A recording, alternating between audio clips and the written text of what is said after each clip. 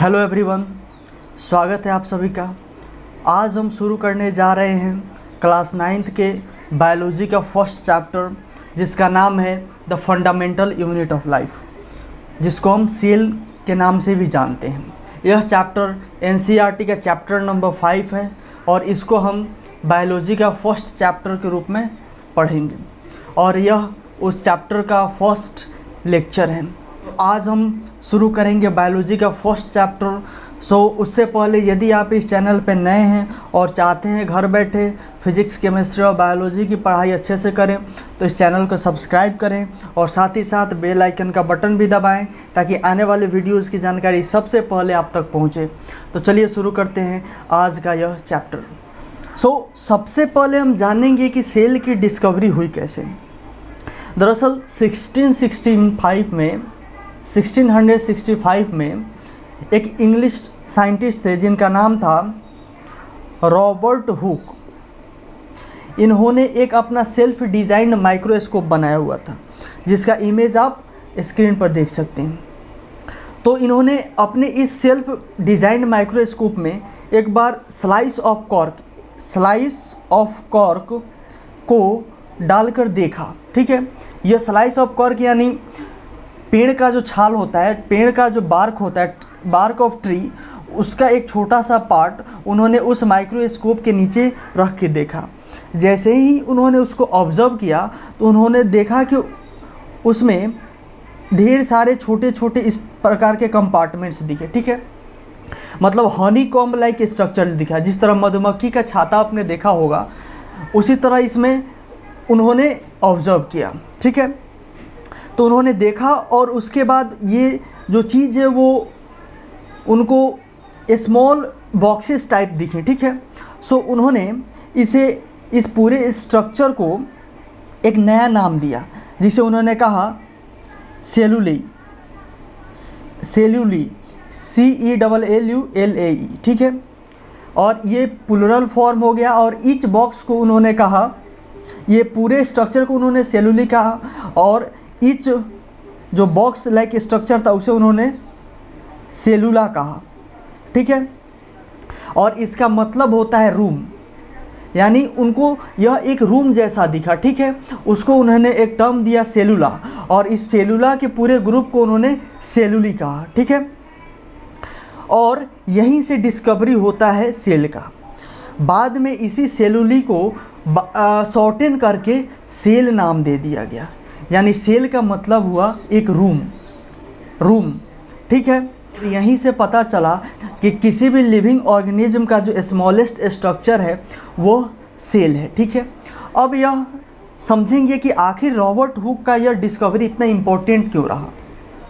दरअसल Robert Hooke के इस डिस्कवरी से पहले ऐसा माना जाता था कि कोई भी लिविंग ऑर्गेनिज्म एज सच है, मतलब उसमें कोई नहीं है। जैसे एक मैन है, कोई एक मैन है, ठीक है, तो वो एक मैन ही है, मतलब इसमें कोई दूसरे चीज़ से नहीं बना हुआ है। वो मतलब एज अ होल वह मैन बना हुआ है, मतलब वो खुद में एक है। ठीक है, वो किसी भी चीज़ से मिल के बना हुआ नहीं है।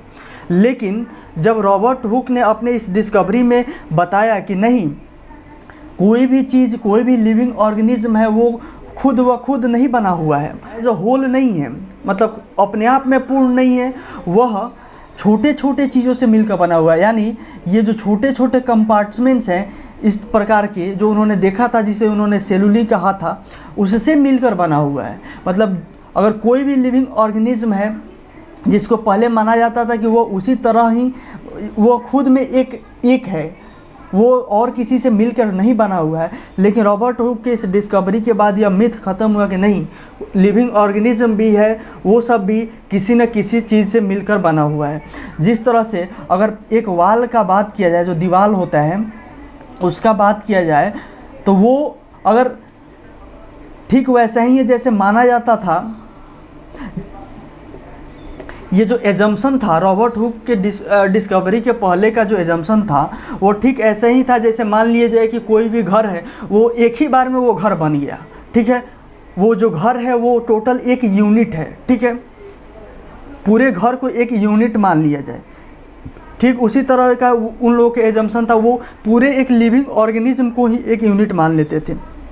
कोई भी लिविंग ऑर्गेनिज्म हो उसको एक यूनिट माना जाता था। बाद में रॉबर्ट हुक की डिस्कवरी से पता चला कि नहीं, जो लिविंग ऑर्गेनिज्म है वो पूरा एक यूनिट नहीं है, उसके अंदर स्मॉलेस्ट यूनिट है जिसका नाम है सेलुली, और उससे मिलकर तब पूरा एक लिविंग ऑर्गेनिज्म बना हुआ है। जैसे कि एक घर का जो दीवार है वो छोटे छोटे ईंटों से मिलकर तब बना हुआ है, ठीक है, नहीं कि टोटल दीवार ही एक यूनिट है, उस दीवार में छोटे छोटे ईंट मिले हुए हैं तब जाकर वो दीवार बना हुआ है, ठीक है।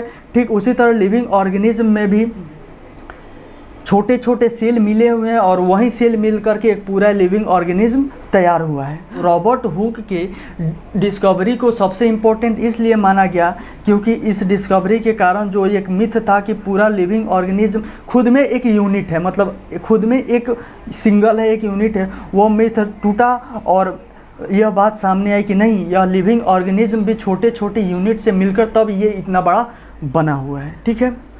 यहाँ पर डिस्कवरी ऑफ सेल से कुछ इम्पोर्टेंट पॉइंट्स हैं जिसे आप नोट करेंगे।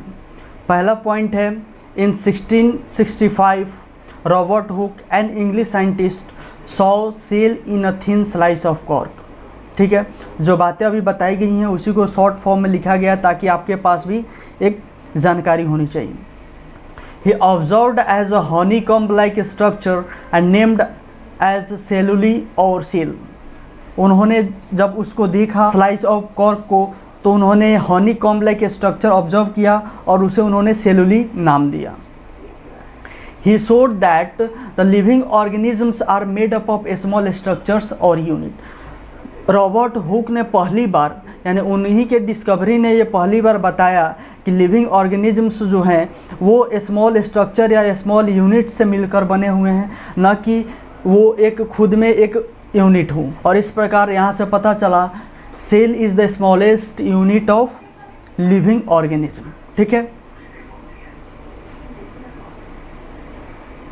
इसको आप नोट कर लेंगे, ठीक है। ये डिस्कवरी ऑफ सेल हेडिंग दे करके इन 3 पॉइंट्स को ज़रूर लिख लेंगे। अब एक बार हम सेल की हिस्ट्री के टाइमलाइन पर नज़र डालेंगे। 1665 में रॉबर्ट हुक ने पहली बार सेल को ऑब्जर्व किया था, ठीक है। उसके बाद 1674 में ए वान ल्यूवेनहुक, ठीक है, प्रोनाउंसिएशन थोड़ा सा अलग हो सकता है चूँकि ये डच नेम है, डच साइंटिस्ट थे। उन्होंने पहली बार लिविंग सेल को एग्जामिन किया था, मतलब पढ़ा था। 1665 में सेल का डिस्कवरी हुआ, लेकिन पहली बार जो लिविंग सेल के बारे में स्टडी हुआ वो 1674 में हुआ, यानी 9 साल बाद। उसके बाद 1831 में 1674 के बाद सीधे 1831 में रॉबर्ट ब्राउन नाम के एक साइंटिस्ट थे जो कि स्कॉटलैंड के थे, स्कॉटिश बोटैनिस्ट थे, ठीक है।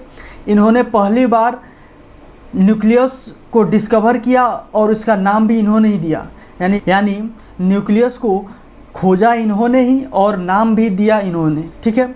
उसके बाद 1838 में J.E. पर्किंजे, PURKINJE, इन्होंने पहली बार प्रोटोप्लाज्म नाम दिया, यानी सेल के अंदर जो लिविंग मटेरियल था उसको इन्होंने प्रोटोप्लाज्म नाम दिया, ठीक है। उसी साल 1838 में सेल थ्योरी आया और इस सेल थ्योरी को 2 साइंटिस्टों ने मिलकर दिया। फर्स्ट साइंटिस्ट थे MJ स्लीडेन, SCHLEIDEN, और दूसरे साइंटिस्ट थे T स्वान, ठीक है। इन 2 साइंटिस्टों ने मिलकर सेल थ्योरी दिया। ये 1838 के बाद 1855 में रोडोल्फ विर्चो नाम के एक साइंटिस्ट थे जो कि एक जर्मन साइंटिस्ट थे। उन्होंने मॉडिफाइड सेल थ्योरी दिया। जो सेल थ्योरी 1838 में आया था उसको इन्होंने थोड़ा मॉडिफाई किया और उसके बाद इन्होंने मॉडिफाइड सेल थ्योरी दिया। बेसिकली इन्होंने बताया था कि जो नया सेल होता है वो प्री एग्जिस्टिंग सेल से आता है, ठीक है। हम सेल थ्योरी और मॉडिफाइड सेल थ्योरी दोनों के बारे में हम आगे पढ़ेंगे, ठीक है। सो इस प्रकार यह सेल की हिस्ट्री का एक टाइमलाइन था जिसे आप नोट करेंगे और इसे ध्यान में रखेंगे। ऐसा नहीं है कि इसको बैठ कर रटना है या फिर कुछ करना है, लेकिन हाँ, इसको ध्यान में रखना है कैसे सेल का ओरिजिन हुआ, उसका क्या टाइमलाइन रहा, उसके हिस्ट्री का क्या टाइमलाइन रहा, वो दिमाग में रखना चाहिए, ठीक है। अगला टॉपिक हम देखेंगे, what are living organisms made up of, ठीक है। लिविंग ऑर्गेनिजम्स किस चीज़ से मिलकर बना हुआ है, जो कि मैं पहले समझा चुका हूँ, लेकिन यहाँ पे एक हेडिंग देकर आप इसको नोट डाउन कर लेंगे, ठीक है। Just like a building is made up of bricks, the body of living organisms is made up of cell. जिस तरह से बिल्डिंग ईंट से मिलकर बना हुआ होता है, ठीक उसी तरह ऑर्गेनिजम्स भी सेल से मिलकर बने हुए होते हैं। उसके बाद अगला है, based on the cellular organization organisms में बी यूनिसेलुलर और मल्टीसेलुलर। किस प्रकार का सेलुलर ऑर्गेनाइजेशन है उसके आधार पर ऑर्गेनिज्म या तो यूनिसेलुलर यानी सिंगल सेल्ड ऑर्गेनिज्म हो सकता है, या फिर मल्टीसेलुलर मतलब ऐसा ऑर्गेनिज्म जिसमें 2 या 2 से अधिक सेल इन्वॉल्व हों, ठीक है। सेलुलर की बात करें तो क्लेमाइडोमोनास, अमीबा, पैरामीशियम, ये सब हमारे यूनिसेलुलर के एग्जाम्पल हैं। वहीं मल्टी सेलुलर की बात करें तो ह्यूमन बीइंग, कैट, डॉग, ये सब जितने भी एनिमल्स दिखते हैं वो सब मल्टी सेलुलर हो जाते हैं, ठीक है। उसके बाद अगला पॉइंट है, cells perform basic functions for survival of organism. चाहे वो यूनिसेलुलर ऑर्गेनिज्म हो या फिर मल्टी सेलुलर ऑर्गेनिजम्स, दोनों में जो सेल्स होते हैं वहीं basic functions, similar basic functions को परफॉर्म करते हैं जो कि उस ऑर्गेनिज्म के सर्वाइवल के लिए इम्पोर्टेंट होता है। यानी मल्टी सेलुलर और यूनिसेलुलर दोनों में सेल्स के जो बेसिक फंक्शंस होते हैं वो सिमिलर ही होते हैं, ठीक है। अगला हेडिंग देंगे, इंस्ट्रूमेंट्स टू स्टडी सेल। आखिर सेल को हम स्टडी कैसे करते हैं? तो cells are too small to be seen by naked eyes, they are studied with the help of microscopes. Cell जो होते हैं वो इतना छोटा होता है कि उसको हम नेक्ड आई से नहीं देख सकते हैं, इसलिए हम सेल को माइक्रोस्कोप के हेल्प से देखते हैं और उसको स्टडी करते हैं। माइक्रोस्कोप क्या होता है? Microscope are high resolution instruments, microscopes are high resolution instruments that are used for detailed observation of small objects। Microscopes जो होते हैं वो हाई रिजोल्यूशन इंस्ट्रूमेंट्स होते हैं, यानी उनमें किसी भी चीज़ को मैग्नीफाई करने का कैपेसिटी बहुत ज़्यादा होता है, ठीक है, और उसका यूज किया जाता है स्मॉल ऑब्जेक्ट्स के डिटेल ऑब्जर्वेशन के लिए, ठीक है। उसी में नेक्स्ट पॉइंट लिखेंगे, 2 कॉमन टाइप्स ऑफ माइक्रोस्कोप्स। पहला है लाइट और कंपाउंड माइक्रोस्कोप। यह माइक्रोस्कोप आप अपनी स्कूल में भी देखे होंगे। यह लाइट माइक्रोस्कोप होता है, इसको कहीं भी हम उठाकर एक जगह से दूसरी जगह आसानी से रख सकते हैं। यह किसी भी ऑब्जेक्ट को 100 to 1500 टाइम्स मैग्नीफाई करता है, ठीक है, 100 to 1500 टाइम्स मैग्नीफाई करता है। इसका मैग्नीफिकेशन रेंज है 100 to 1500 टाइम्स, ठीक है। दूसरा माइक्रोस्कोप है वो है इलेक्ट्रॉन माइक्रोस्कोप। यह काफ़ी हाई रिजोल्यूशन माइक्रोस्कोप होता है, ये बड़े बड़े लेबोरेटरीज़ में पाए जाते हैं। भारत में यह माइक्रोस्कोप शायद 1 या 2 जगह ही है, ठीक है। यह माइक्रोस्कोप किसी भी ऑब्जेक्ट को 1 lakh to 5 lakh times magnify करता है, ठीक है। तो ये काफ़ी बड़ा और काफ़ी हाई रिजोल्यूशन वाला माइक्रोस्कोप है। तो ये थे इंस्ट्रूमेंट्स जो कि किसी सेल के स्टडी में जिनका रिक्वायरमेंट होता है। सो यह जो लेक्चर था वो बेसिकली इंट्रोडक्शन लेक्चर था, जिसमें हमने सेल के बारे में एक ओवरव्यू लिया, सेल का डिस्कवरी कैसे हुआ। सो नेक्स्ट लेक्चर से हम सेल के बारे में अब स्टडी करेंगे। सो आज के लेक्चर में बस इतना ही। यदि आपको यह लेक्चर अच्छा लगा हो तो वीडियो को लाइक करें, और साथ ही साथ यदि आप इस चैनल पर नए हैं तो चैनल को सब्सक्राइब भी करें और बेल आइकन का बटन दबाएं, ताकि आने वाले वीडियोस की जानकारी सबसे पहले आपको मिले।